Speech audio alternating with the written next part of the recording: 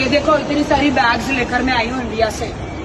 पाकिस्तान में रहने के लिए लाहौर में खड़ी हूँ मैं, लाहौर एयरपोर्ट पे खड़ी हूँ। इतनी सारी बैग्स देखो, दिखाओ, ये सारी मेरी बैग्स है। इधर आओ, दिखाओ।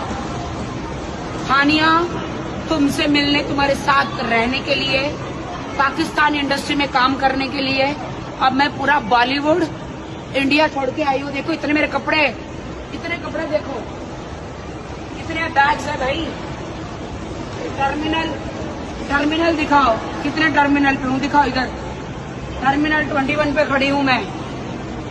हानिया, अपने तुम्हारे जितने भी वार्डरोब है सब तुम्हारे कपड़े कहीं और रखो। इतने मेरे बैग तुम्हारे घर में, तुम्हारे वार्डरोब में है। अब हम दोनों मिलके काम करेंगे। इधर आओ, अब हम दोनों मिलके काम करेंगे। अरे लाहौर वालों, क्या कर रहे हो आप लोग? तो मुझे हलवा पूरी खिला रहे थे, क्या हो रहा? हलवा पूरी खिला रहे थे, यहाँ पे तो कोई आया ही नहीं मुझे पिकअप करने। क्या हो रहा है ये?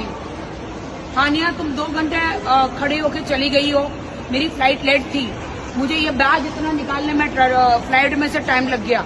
तुम्हारे लिए मैं स्पेशल फ्लाइट पकड़ के आई हूँ। ये दिखाओ भाई, दिखाओ।